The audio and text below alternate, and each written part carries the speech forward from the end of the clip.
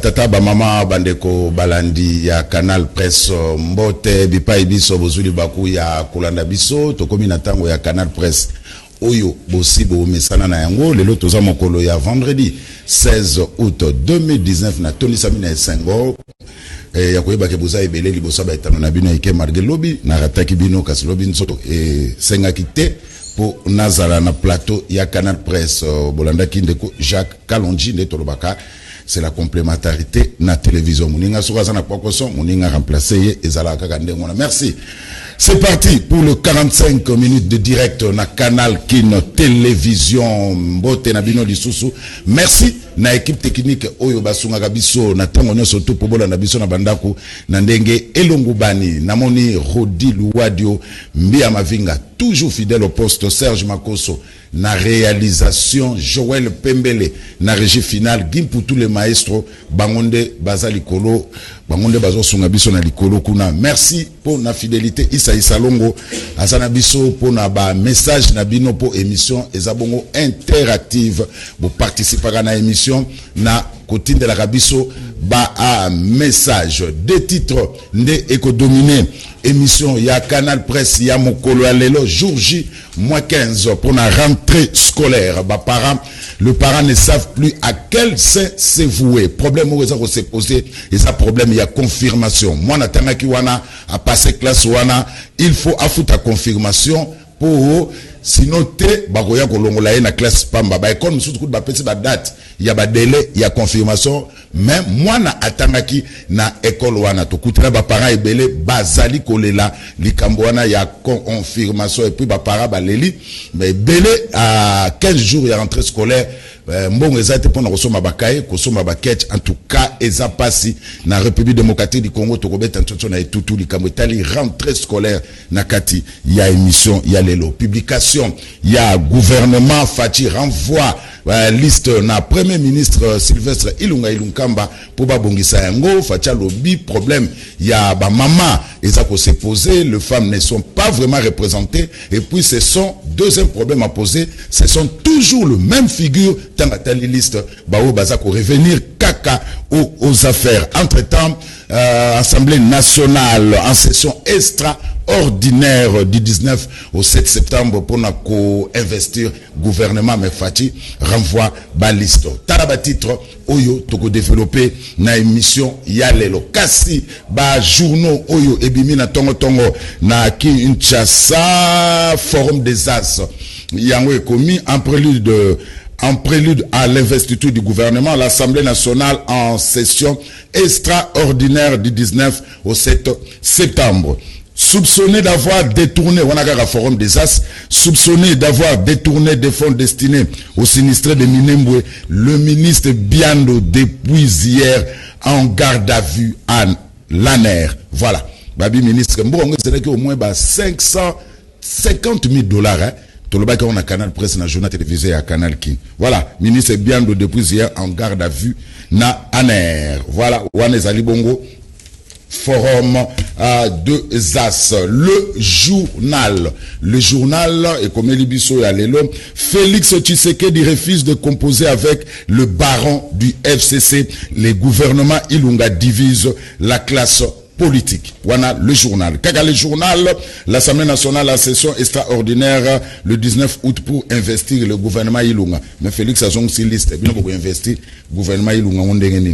Congo nouveau est commis en attendant sa publication. Gouvernement investi avant le 7 septembre. Kaka Congo nouveau, après 3 mois d'absence, Eliezer Tamboué, le député national élu, il y a district, il y a Lukunga, regagne le pays, c'est dimanche. Wana Congo nouveau m'tekomi, donc Eliezer Tamboué regagne le pays, c'est dimanche. Tokosa les forces sont dimanche après vraiment bataille belé na États-Unis, aibimaki ke Eliezer empoisonna qui est, mais Tokosa la emoka ya comme ozoya dimanche, toyambaye na ba émission oezo comme ça yemoko aibisa biso. Qu'est-ce qui s'est passé réellement?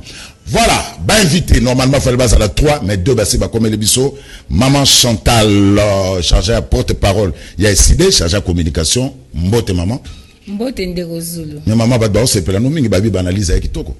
Secret années. Ngolo Nzambe pe école ya mwana mboka Martin Fayulu. L'intraitable Serge Kindomba. Mbote de Kozulu. Bonne de Kovoa et que. Te, voit ali na moi koko so mokie, mais dans l'ensemble na ko biso mabe ali ya mingi.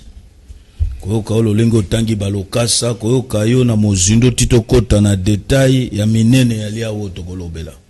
Mais na habite soko kwa kordengo moins minute na kima na pesio kaka Mbote Serge Kindomba wana okokota na ngo après. C'est pas grave. Na pesio kaka Mbote voilà, tozo c'est la Jenny Kande kitineza vide. Jenny Kande Rolbenga est porte-parole, communicateur, il y a Cash. Voilà, il nous a promis Kawoya, Sokaye, Akota, na plateau Mbalamoro. Tobani na maman Chantal, jour J-15 pour la rentrée scolaire, mais ba parents bazolé. Et ça normal de Kozulu, liboso na pesi mbote na baimboka nyonso oyo baebi rendez-vous sacré na bango, ezaka tongo nyonso na nzela Canal Presse pour na koyoka ba lolenge ya makanisi poto lukato tombola mboka Congo. Ba parents bazolela, ba banda kolela, bazolela pe bakolela parce que ezaka ka conséquence il y a le 30 décembre. Potolingaki qui à partir du 30 décembre au changement kota na mboka. Les rentrées scolaires ezoya boye moboti ana kimia ebi ki mwana kotanga kimia ebi ki ba fourniture scolaire ekozala malamu motope molakisina ete lo ebi ki salaire nangai ekoya malamu lokola mwana mboka le président Eli Alobaki investir dans le citoyen congolais pour développer Congo, to revaloriser le capital humain. Alors bana nyonso ya Congo bapona ki changement. Nzoka nde le fait que toi na continuité eza nango kaka conséquence réelle ya continuité oyo et uti kozala pendant 18 ans to leli ezala toujours entrée scolaire comme aka casse-tête ezala aka passe. Oyebi difficulté eza na deux niveaux. Niveau ya liboso eza na niveau que puissance financière ezala suna maboka ba congolais te. Tokoma ko bika ka na ngolo Nzambe. Tokoma olamuko ebite bakolia nini bakotanga ndeni. Soko tuni ate ba paramitano na nzela lobi mais yo futaki minerva la bana année passée ndenge ni akoloba miracle Nzambe. Donc congolais a communiquer ko vivre na ngolo Nzambe. Azola mkana tongo ebite balango ba banda classe. Est-ce que bako silisa? Est-ce que ministère enseignement lelo akopesa biso bana combien babandaki année scolaire 2017-2018 bana combien basilisaki pe évolution ya bana sur le plan éducationnel pe environnemental et zandengeni. Donc et avant de côté dans la rentrée scolaire il faut to zonga kanam na ba évaluation ya ba rentrée scolaire précédente total anan parce que il y a une dépression scolaire bana msuba bandai classe basuki na nzela po ba parents ba koka futate ane ope ba komeka ba suka kana nzela parce que parents zo kokate donc ekomika likambi ya foi donc congolais komika mutu donc nzambe na tikala kana yo et pourtant ba mboka msusu likambo kolia likambo classe c'est un problème c'est déjà dépassé atana kena poto te nazuka exemple à Mali bebi ki bana batanga ka na subvention à l'état bana batanga ka à l'aise et ça pays africain et ça dans kita lokola RDCT mais bana bazotanga bien tina niveau université bana ba bourse bana ba otanga malamu mais lelo okobanda depuis maternelle ozina nous élève yemoko ozi ba parents élèves ba koma ko en charge ba enseignant bana elo côté mais il faut pas en charge mais kobanga te maman Chantal Kalamingi te l'enseignement est comme gratuit nazo suka wana pona lobano moni gratuité non tika ko ça peuple ndo oyebi gratuité enseignement wana ezo tsheba tebele pe na bulu eki ba musuba babaki oh gloire à Dieu mbalo tokofuta classe te bana ba otanga ofele ba eko se rendre compte lelo qu'il faut pas dépenser au moins article 43 de la constitution wana ezo senga loi moko ya mise en œuvre po ba yeba ke école nini eza concerné na likambo yo lolenge nini likambo ngo ko salema budget na yango ekozala ndenge nini na ba école privée to ba conventionné oyo bazali ko œuvrer en dehors ya ndenge oyo ya école ya l'état ndenge ni l'état a subventionné pourcentage ni ya kopesa na budget ya mboka éducation ezana na combien de pourcent nzokande session budgétaire ezalaka na septembre budget ya mboka ya mbulo toyebi nanu te enveloppe alloué na éducation na Congo lelo eyebanité siko gratuité yango eko banda ndenge nini totika spectacle totika kosaka na mboka oyebi moto amaele moko alobi si tu veux détruire une jeunesse tu commences par détruire son éducation. Maman Chantal, trop extrémiste, mais il n'y a pas de proposition, hein, Bino Batalamuka. Kaka critique. Voilà. Sa proposition Ezali. Voilà. Alors, Serge Kindomba, il y a un problème qui se pose pour la rentrée scolaire, il y a un problème à confirmation. Et puis, problème à confirmation, c'est comme si, comme une habitude, à chaque rentrée scolaire, bana batana kiwana, il faut appeler sa confirmation, à foutre ta confirmation, sinon t'es bakolongo la kombo naïe. Ça ne se passe qu'en République démocratique du Congo. Neko Zulu, naloba yango met fois wake, Kabila réussi, ya ko détruire l'homme congolais. Kabila lingite ke Kongola réfléchit na moto. Kabila sali te Kongola komi ko réfléchit na libumu. Tango tobi libumu ekolia nini?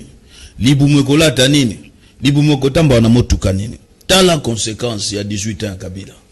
Résultat nango eloko ba imposer biso na nzela Gaston Museme na Ndeko Zulu. Nayoki mama lobi nyonso ya ko ikoloba.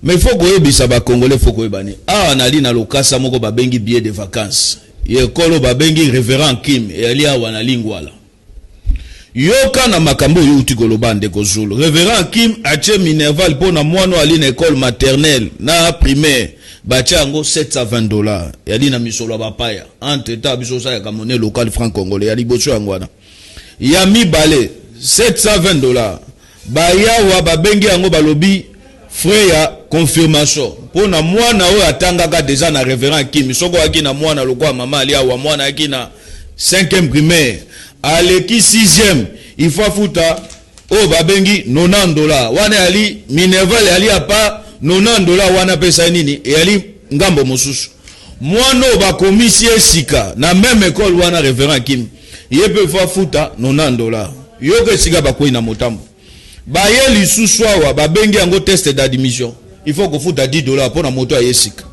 baye lisusu awa bakiti balobi pola ta kiloto babeti caché yekolo babengi référent Kim Mepko il faut que futa $10 pour na kiloto gymnastique awa $90 awa $10 ça fait $110 il faut mobota futa ande eloko babengi $720 na kei na lokasa na tuni bango na obindeko tango bino boza kocha misolo yo bobi sabiso par ya l'état ou bien kombo bino bofuta kana l'état balobi te soki biso moni toche $90 ah toche na $10 elingi ko ba pourquoi misolo ya kofuta yango bila tango ngobi mbuta alaki to akina misolo yaki ya mingi mengo bila ye abakisu su 2500 francs likolo yango wana biso ekoto ko travailler na pertité senge faut kosani na mbongo yango bile faut uta na maboko baboti na $90 plus $10 ya kilo il faut kolongola ka 2500 siko calculer yango Kinshasa mobimba 2500 fois bazo benga frère Gentini Ngobila elongo faut Kimbuta elongo faut Kimbuta ndeko na ebongo Kimbuta ali sous gouverneur te nani ali le gouverneur okobisa ngai na yeka kana zongisa yo Ndeko Zulu na makambo ya libe école na yebite tango bato bali ko raisonner modelo est-ce que baniki ba pesa bana ba souda ba ko kotanga ou be bana la police ou bien ali ke bana kasongo ba ko kotanga me bana ya bambolombolo ba entouré bango ba ko kotanga jamais donc soko zui combien $720 plus 90 plus $20 donc wali déjà dans le 800 il faut bimisa anemoko Ndeko nanga yobi lolenge ni salaire na mboka we ali na yega kana motuna wana pona kutali so makambo tali frengo bila Ndeko Zulu lelo yeba yango na Kinshasa ali na moto moko ashula ali na nyongwa Kinshasa ya $30 millions américains moto wana ali protéger na monsieur Godempo il est pasteur azali chrétien ali ça na problème à rentrer yoka nazo ya na temps d'antenne nanga minute opesa ki mama lobi na yoke na lombango et ali parmi biloko zonyo ko la bato mo ba boti mingi batinda bana bango en classe ali te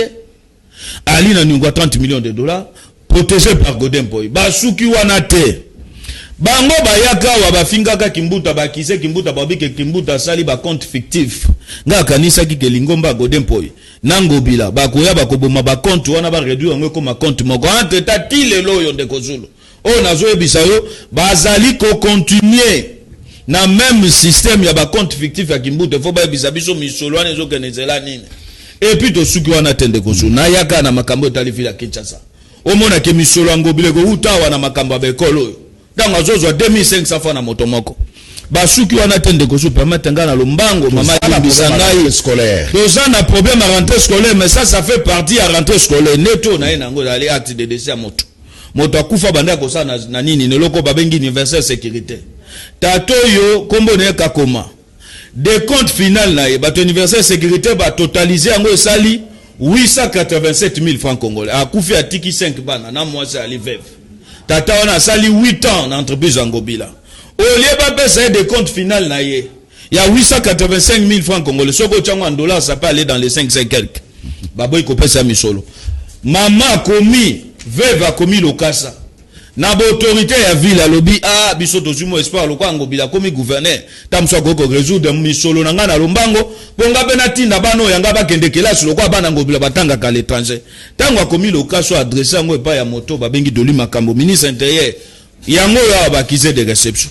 Awa na bureau à gouverneur et puis Ngobila kanda Ngobila bina mama lokwa yo ozu makambo ya yo na mobile na yo olio bomba ngo atozo changa pression tokotala wana sika moko tokokende kofunda ngai atindi epa leke Ngobila wa soki bagana makambo de finance ndeko zulu makambo nazo beza tresse mama wana tilelo ayebite lolenge nini bano ya eba kozonga kelasi tozo lobela petit peuple tozo be individuité Ngobila bano ya eba kotanga kelasi normal bali na problème te bakoye koya même na école beze siko bango ba mesana kotange bongo bana ya mamoyo o mobala sali 8 ans kufi de compte final bozo pesa ya moke akobanda wapi na 5 enfants pas sukisa wapi akei komona moto Ngobila tinde bato bayebi Irene alile ki Ngobila ye moto soki paka na makambo ya finance soko ko defa misolo pa Ngobila banque Lambert ya saka ensemble na minako atinda ka batu souver pa Irene wana ko bakende kuna ko peso 50 000 à remettre avec intérêt condition simbisa mikanda lo pangu be loko yoko ko pesa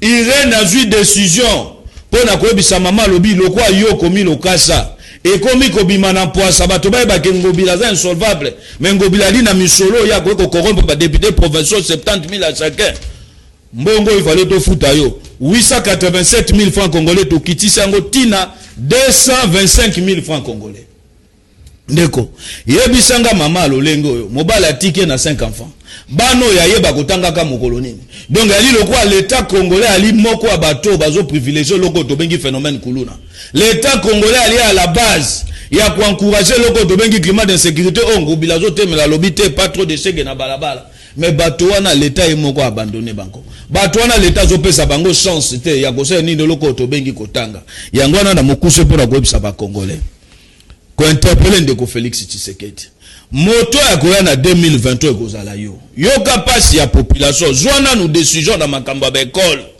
yebisanga moboti ou bien journaliste ou bien soldat ou bien policier mokoni na ko kotangisa bana na ba école ko référent ki ba école ya li ebele mosu na moni ba conditionner ba lobby na cahier de communication na journal de classe na chemise et uniforme ezo coûter $150 yebisanga $150 moto azo le foutre $40 akozwaka 150 wana nyonso babenga pona fourniture andeo ya Minaval. Merci c'est Félix ezali parmi biloko biso tozo zela yo na yango. Okanga miso te o échouer lokwa Kabila. To yebisa ke te Kabila kolinga kopesa yo chance te. Ko sala malamu kolekaye. Akotita yango be na condition parce que bango ba yebike train de vie na bango vivaka na makamba. Merci c'est maman Chantal pourquoi l'État n'intervient pas vraiment efficacement dans ma caméra de rentrée scolaire, ma confirmation, ma chaya, ma uniforme. Biso tant dans la classe kala, boke maman qui nazandu asombi ici il y a uniforme ba na bazuyo mesure na tailleur mais ce que les ala souté et comment nyoso il faut acheter na kati ya école wana. Quand est-ce que l'État va intervenir pour que enfin la rentrée scolaire et ça la sous casse-tête pour nos parents? Merci Ndeko Zulu. Le problème oyo ezaka problème à leadership. Parce qu'il faut tous un leadership valable, leadership au azo mérité. Oyo ayebi que le social du Congolais nde ezali plus important na makamno social. L'État yemoko azali acteur ya mégestion, acteur ya propagation anti-valeur. Yemoko aza responsable ya destruction ya éducation na mboka Congo. Akomi na faiblesse. Pour ce que linga pesa ba loi na ba école privée wana, yaka kosenga bango taxe en dollars bango bakoyebise que éducation na Congo longwa penza na caractère social et comme commercial biso to futaka pe ba taxe soki biso le sengeli to kitana se elingo lo ba yope zala clément envers biso moyen asenga ebele ezate parce que l'état est moko aza incapable ya kotia ba bitelo ya malonga pourtant biso tozo kolopesi ndakisa tangu toko tanga na ba lycée toko tanga na ba institut na ba tene na ba collège l'état aza na pifo azo d'abord programme ya éducation et puis moto a kopesa éducation wana aza prise en charge correctement programme ba pesi eza programme adapté na nouvelle technologie na ba réalité na ba contexte ya lelo et puis l'état azo assurer environnement scolaire azo pesa papa makasi kozana autorité parentale pour continuer éducation na ndaku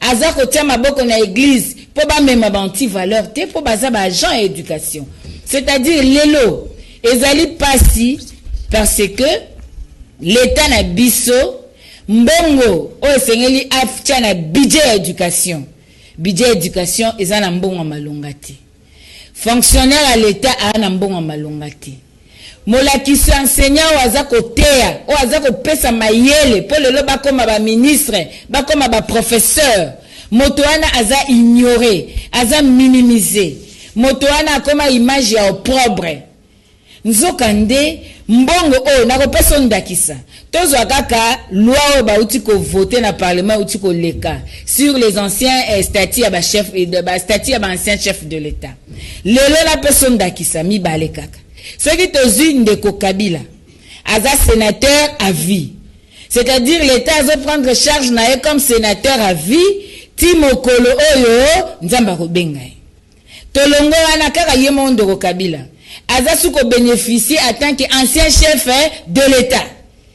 Est-ce que c'est normal l'état abimisa mbongo pona mutu moko o aza sous en fonction te mais aza na titre honorifique na deux places tozu président du parlement azali lelo député l'état au fout a bénéficié lisusu en tant que corps parlementaire na loi wana statut ya ancien chef et ancien chef de l'état et puis ba corps parlementaire et consort mbongo wana bakokotiango na éducation te mbongo wana bakotombola secteur éducatif te bakoki ko valoriser ba fonctionnaire te bakoki ko valoriser ba enseignant te soldat il faut assurer intégrité territoriale azwa 80 000 francs avec la difficulté à kotangisa bana le azozongela peuple abotole mbongo peuple angope lelo poche toboka moi soda pas azambo pas peuple exact kuluna epai lelo lobiso kabeli kuluna osali mabeji non l'état doit prendre ses responsabilités donc aza incapable ya koya ko imposer batu pour l'état na bekol te moi bekol ndambo ezali l'état zo rançonner yango bekol wana so ba bete ngala kita na bekol na limité ceux qui babandi ko betelo lisolo nde ba inspecteur ba rançonnaka ba école privée wana tu n'as pas l'idée bazo dépenser mais bango siko ba osala commerce bakolinga pe ke bazwa gain siko nani aza redevable na nani donc eza difficile yango wana solution ezaka moko il faut tozwa leader azo comprendre qu'est-ce qu'il faut pour le changement à Congo éducation leader ya changement oyo tolandaki na programme à moi mboka Martin Fayulu alobaki très bien mais vous la leader à changement na tête mboka 37 ans de lutte maman Chantal kozongisa biso na ba phrase ba rhétorique wana te 37 ans de lutte après une récompense comme président lelo opesi ordre lobby to suspendre le Sénat lobby bazongisi Sénat.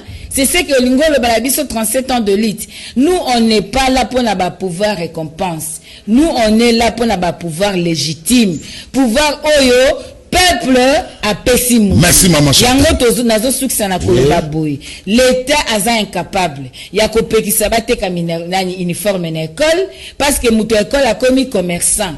L'État aza incapable yako luka ba valeur éthique et déontologique. Et fan dans la kati ya ba enseignant parce que yemoko bango moko bateau bazo incarner l'état wana bazali ba fruit à processus corrompu. Merci maman Chantal. Alors pour tout de suite ce sujet oyo mutuna suka ya sujet Serge Kindoma nayambaki Kofi Olomide ya une semaine a déploré qu'il kametali ba wewa alobi ya mitunaka soki autorité de l'État existe à Kanamboko. C'est comme si, même exemple, exemple, dans l'école et comme il se comporter, c'est comme s'il n'existe pas État Namboka Oyo. Donc, tout le monde confie l'homme dans la raison. Nekozolo na episio Kabila a réussi à détruire l'homme congolais au point où que Kabila linga longola même bana na biso espoir que Namboka. C'est ce qui doit Kabila n'est plus président de la Kabila n'est plus président de la République démocratique du Congo. Parlons du présent. Les hommes passent, les institutions restent. Parlons du présent. Pour le moment, le président de la République, c'est Félix Tshisekedi. Alors, Kabila est sous président. Voilà.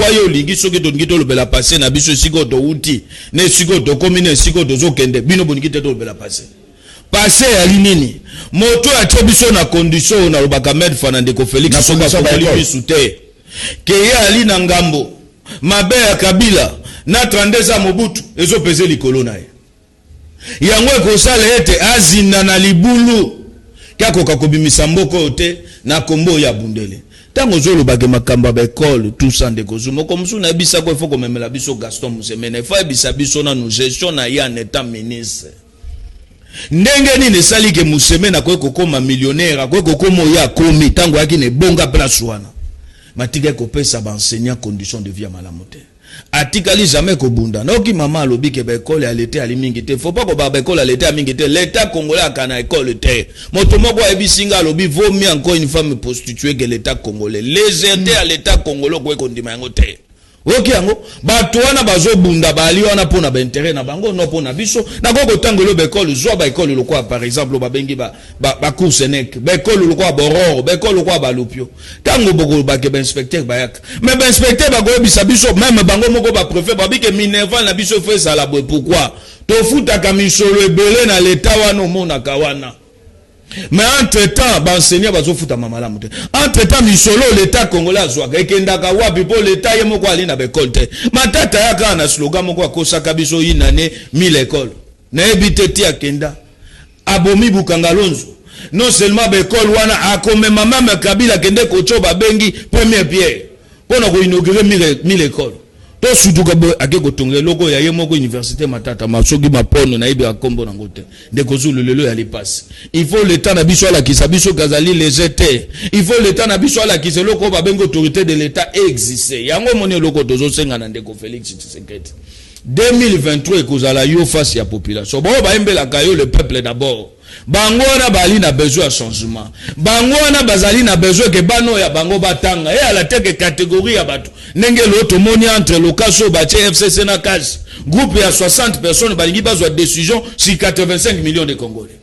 Ba fandi bagay ko négocier ba kaboli ba intérêt na bango. Et puis na katu wana misusu ba sacrifier même peuple congolais. Yango nazo benga na eloko ba bengi conscience.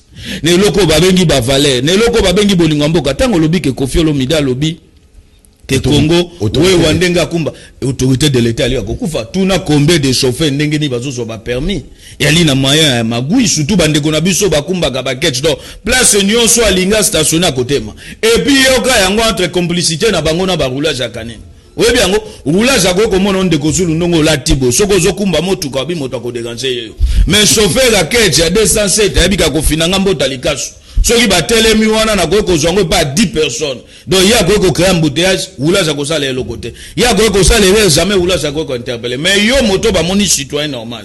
O tche sentir na yo. Olobina tambola na ba principe no lenge tout monde a partout. Ceux qui fait rouge senge na sa nini na telema. Moto bango ba ko dégager yangwana. Yango encore une fois.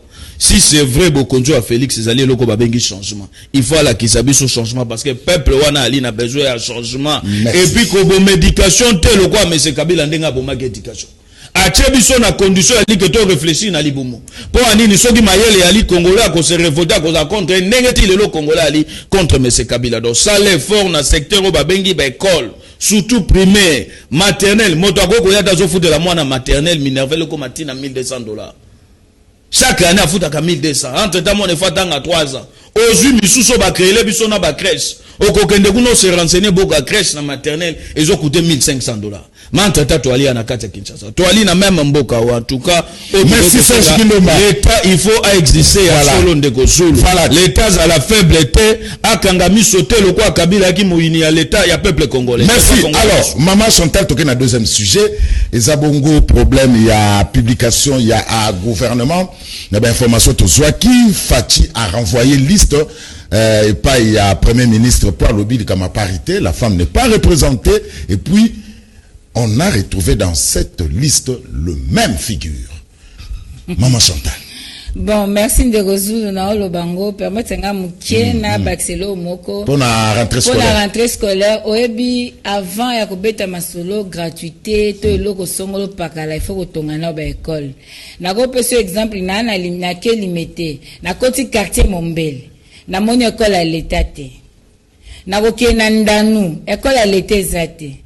Na kena moni agricole ite agricole ezaki esika ya bilanga tout ça ezalaka yango lisute okokende partout ata institut Lumumba elobi ezalaki penza na institut Lumumba dans un état de délabrement très avancé institut Lumumba okende na baepe matondo okende bakinga bakuna pasi soki tokoti na intérieur ya mboka ozoneti na zero omona bana bazotanga na mabaya bafandi molakisi ye moko bazoluka bango bando ko former donc ezaka pasi c'est-à-dire likambo éducation et likambo tokosakana nango te et likambo tokosalela ba business na bisote esengeli mbongo ekota na l'état nanani na éducation pour batonga ba école et puis ba assurer primaire na maternelle pour yango déjà base ya éducation tango bateyi biso accord à participe passé depuis école primaire hein mais ti le fait muta sa école primaire mabe kolande ti azokola ozomona ke primaire eza base moko ya makasi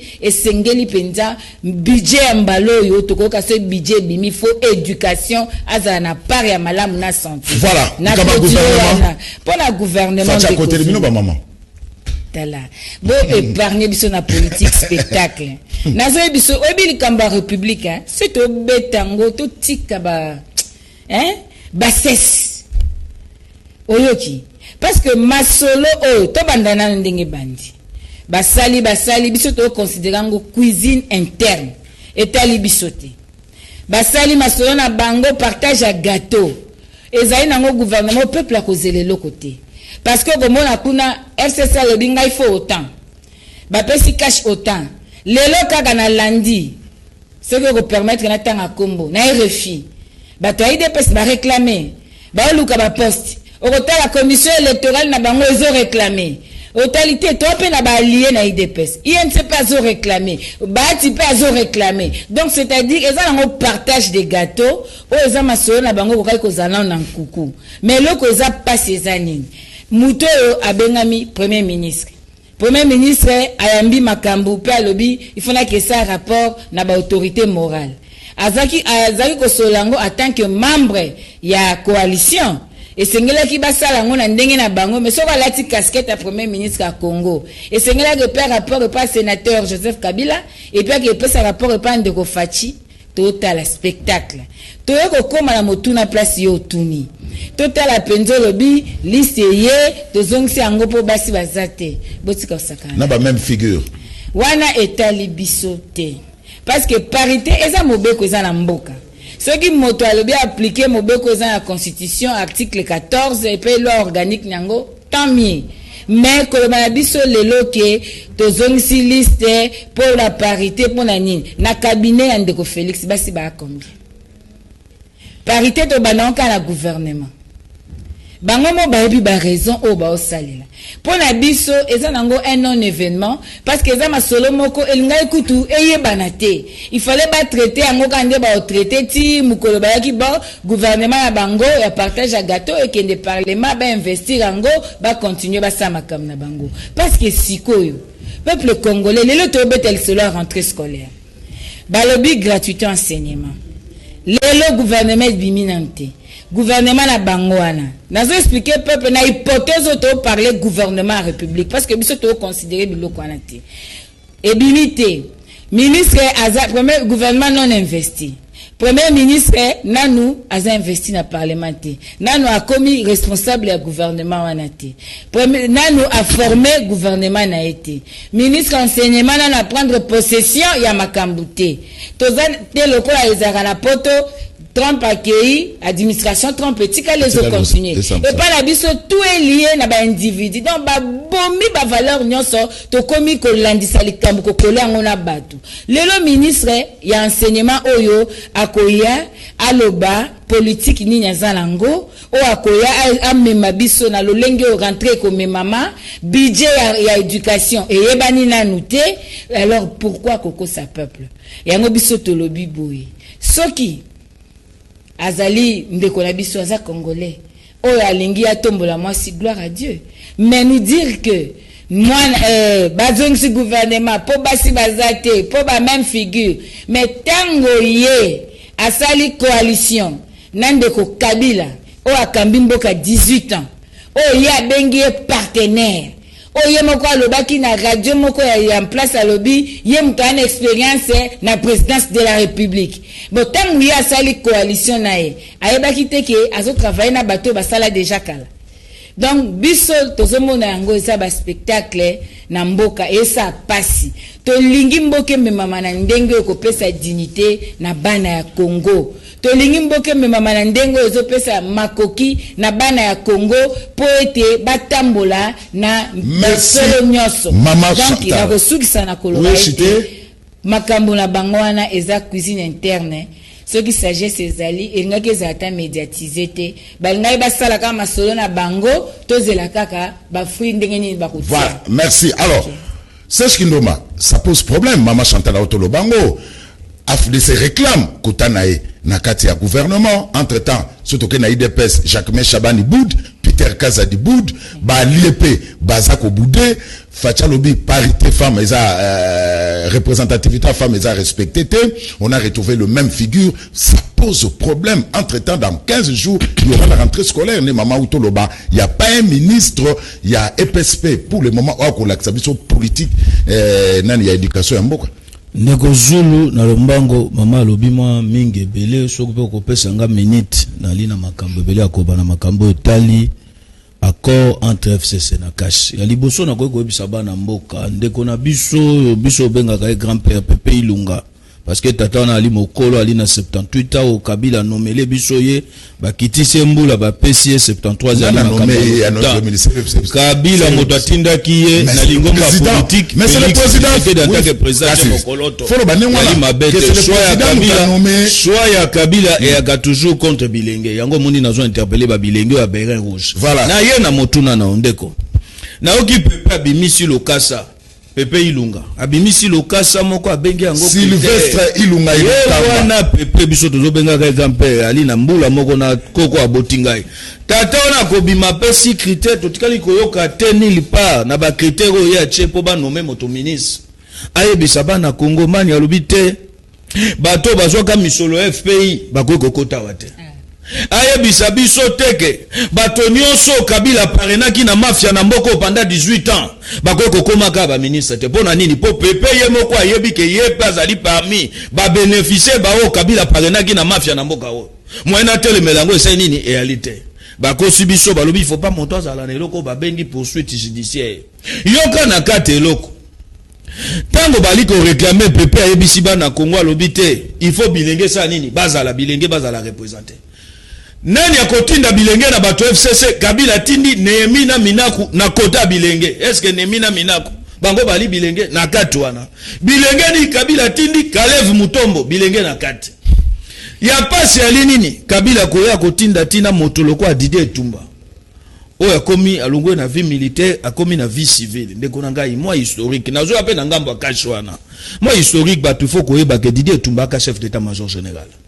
C'est parmi les généraux ba bénéficier na misolo na tango wa Kabila bali ba millionnaire na lobaka ngo moko mususu wa bato baya koloba makamba lokuta mena senga ka bango Jean-Claude Kadima ya moko mususu to fandawa alo bananga makambo nga bakasoka ali lokuta Didier Etumba pesa mwano ya ye traitant comme sénateur actuellement cadeau na de mariage lopango na limité kuta $800,000 c'est connu de tout le monde entre temps soda ali na salaire mabe soda le plus malheureux du monde c'est le soda congolais yewana oyo monsieur Kabila moni fois ça soit aya comme ministre de défense na tuni ezali pona mapinga etika lobe na condition yo ubie bali na makanisi ya mabe o bango balingi ba continuer ko bomba mboka yango nazo bisande ko Félix Tshisekedi moto yo tindaka kende négociation na compte ya cash kombo na François Mwamba tala sacrifice Jean-Marc Kabund na François Mwamba ndeko na ngai Jean-Marc Kabund ali na problème te moto induire bango na erreur IDPS tango mama lobike bilenge IDPS bali ko senga ba portefeuille mususu bazo réclamer yango Mwamba ke yo yobike Mwamba fanda ka pembe na casier judiciaire lopango ya ye matite boti kuna lokwa zamba ali même incapable à entretenir yango tellement il vit grâce à moyen de l'état il faut pas répondre le pango wana akei ko négocier sacrifier ba ministère mususu pour senga budget revo ya ye ali obe aya ministre budget entre temps ali moto asala ka wana na budget ba congolais batikali ko bénéficier na ngote ya ko na bande moto ya ye Jenny Kandi Falaza la wa pona ba makambo budget ke na INC ba pesi yango de loko ba bengi cash yepo na ye azali kosaka président ba pression lobite soko ko pesa te intérieur na INC pesa yango mais budget tika yango ngai na ya na compte IDPS entre temps soko tuni François Mwamba ali parmi ba débaucher IDPS parmi ba traite bato ba trahisa IDPS comment na négociation ya makambo tali IDPS boko kotika bato lokwa ba Sekman Chabani botiki bato lokwa porte parole prof Chilunde botiki bato biso to bineti ba Peter Gazade ba bengi crème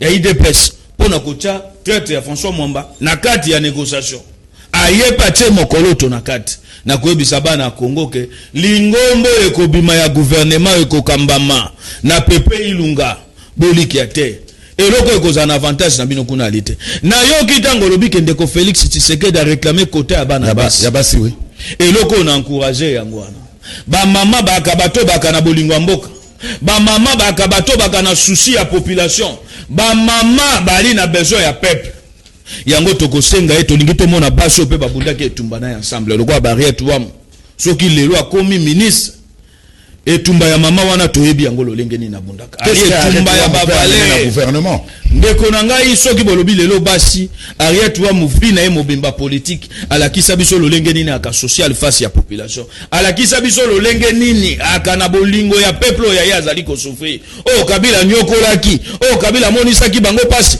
o Kabila salaki etalobike na diplôme no ya licence ndeko zumo komsuna lobaki awa na bi licencié moko en économie depuis 2007 akufi na 2015 Kabila ali na mandat na bokonti atika ekosate moto wana akufi chômeur na vie na mobimba depuis 2007 licencié en économie yebisa biso ke lelo soki to moni bato lolenge wana baye lokwa ye azali na besoin bana basi baso bali na ba compétence totalise bango na boto yebi na IDPS soki na bina loba mama chika misuba ko bote azali ndeko ya président Félix Tshisekedi mais ali na bateau quand même ba incarnaka ba valer mon soina azali du nombre loko arrêtwa mais on a quoi ko suki sa ndeko zulu po to pesa mama Chantal Maloba suka yeba yango gouvernement te bimi ndenge nini ndeko Félix ato ali na coalition na Kabila mais ali loko fongola miso parce que yo moto ali na signature et ali na bato mosusu bali wana bali loko banzube o bakoninga te yo tambo ya malamu et puis Kabila kolinga yango te na bato na ye ke yo sala population na se retrouver azolinga mema ona suka po babimisa eloko yo lobaka le peuple d'abord ebima pire ma slogan yango to sengi na yo fongola miso po 2023 moto akoza sanctionner ekozala yo ekozala pepe ilunga te ekozala minako te linga kota ona ebi ke train de vie par jour et akana $20,000 tango aka président assemblée nationale alinga mona azonga sune sika wana pa continuer vio ya ye wana ya $20,000 merci Serge Kino oui maman Chantal to comme na totanga ba message oui ndeko merci ngina loba boye moi si esengela sala politique parce qu'elles ont mérité parce qu'elles sont compétentes to boy ba politique récompense parce que ba papa social ou maman social parce que bazara social mais sur le plan méritocratie pose un problème to lingi basi oyo bazo incarner compétence na méritocratie na lingi na loba boy ndeko Kindomba alobi esengeli azobeta sete mingi na ndeko Kabila mais nazomi tu na pe moi motuna parce que okoiko beta setera ndeko Kabila te o tombola ndeko Félix parce que ba déjà na coalition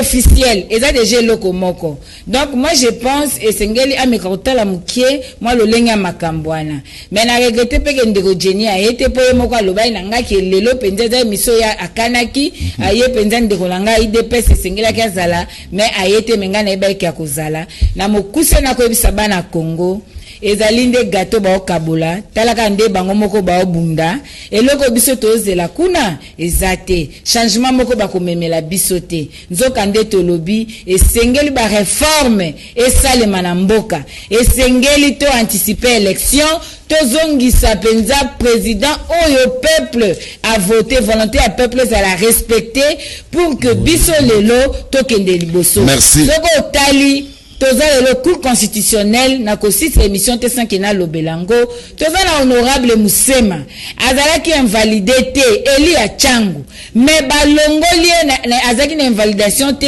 mais ba na liste définitive kombo na ezate ti lelo ekomi akende wa beta aloba mais un député massivement voté autorosa ndengeni il faut réforme yango tolobi ete mboka bakambaka yango na ba campagne te na ba spectacle te to boy théâtre de chez nous to boy bozong sabiso na groupe salongo ya kala mais to lobike mboka esengeli bozwa makambo na maboko surtout éducation ya jeunesse. Merci maman Chantal. Voilà Serge Kindomba balobi est nostalgique. Maintenant c'est Fati qui est le président, ce n'est plus Kabila. Seconde ndeko Zulu. Seconde parce que nous avons mis ça toute cette émission. Na lombango moto alobi na ali nostalgique. Boka bola biso te ne loko babengi passé na biso. Via moto ali composé ne loko babengi passé présent puis na fiti. Ndeko nanga itoko ko beta lisolo a fiti te na présenter soki tozu passé na biso to bosani yango. Tant tozo ba passé na biso. Kabila kufite Kabila ali na bomo ya ali na makaniso ti lelo azolinga mema.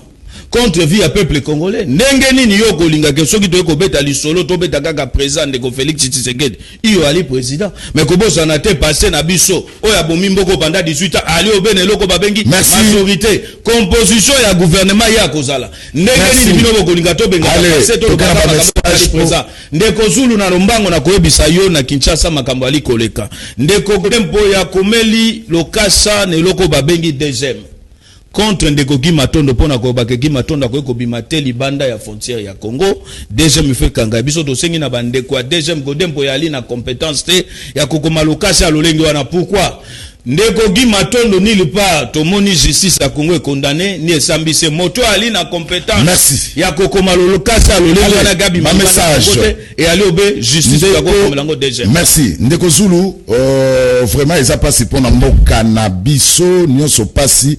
Merci na maman Chantal tozo ebate tokobanda wapi pour la rentrée scolaire Myriam depuis Kinseso.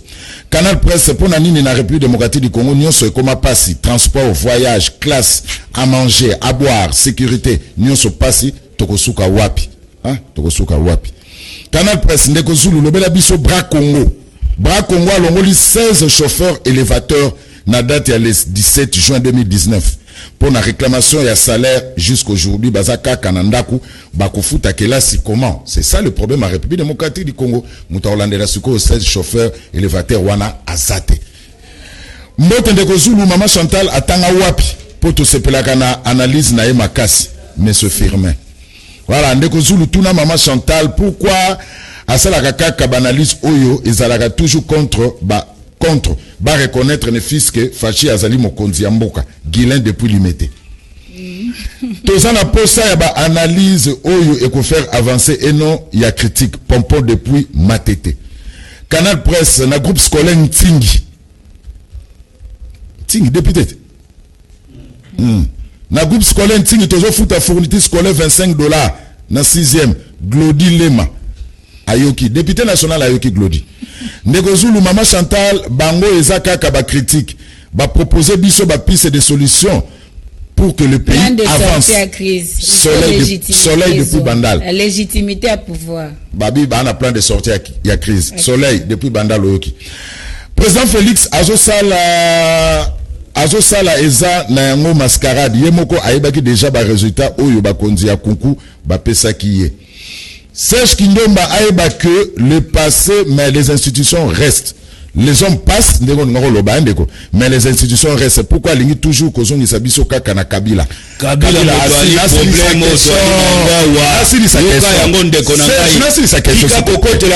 c'est que yo bongisi déjà Kabila asi asali tango na ye esili Kasavubu Mobutu Muse Kabila basala ki tango na bango tango Kabila yo bénéficier na a relevé défi yango nde Faïlou avait prêché que Ebola a été fabriqué à l'est pour cause électorale. Lelo oyo bakomi na gratuité enseignement Daniel depuis Gombe. Alors bongo a expliqué que ya komaki sur place à monaki Ebola ba pekisi a voter pour la élection salema. Merci Papa Zulu classe ya ofele zandoto. Bobongisi eloko te bozolo ba ezama mingi mama be na lemba. Bolobela likambo ya frais de confirmation $85 surtout révérend Kim ya quartier Enanjili. Oh, baki mamuze belea. Aya banza yango Kinshasa mobimba. Nazoye balite Willy Bakongo à lycée c'est madame la Serge Kindomba. Nazoye balite gratuité enseignement eza pe na ba école catholique ou comment pour na nini ba konzere RDC balingi bisote bobele depuis Masina Rai quartier 3. Pour na suki sa maman Chantal bapesaka pe ba proposition bango olie kaka ba critique tango nyonso apesa biso na nos propositions na ye pour la rentrée scolaire meya aime de Mokali. Merci Serge et monsieur Sili. Merci de Zulu. Voilà, merci. Voilà, et monsieur Sili Canal Presse à Lelo vendredi 16 août 2019 nazalaki na ba mabiangami maman Chantal Serge Kindomba ndeko Jenny Kande alobaki na ngoya maete kasala Etienne akokoya même na ba poste na mikolo ezali koya o ezalaki Canal Presse asuka ya poso bo retrouver Jacques Kalonji lundi mardi mercredi nganabino jeudi vendredi. Merci à l'équipe technique rediffusion 21h30 Canal Presse Moussou lundi prochain boutique la malam.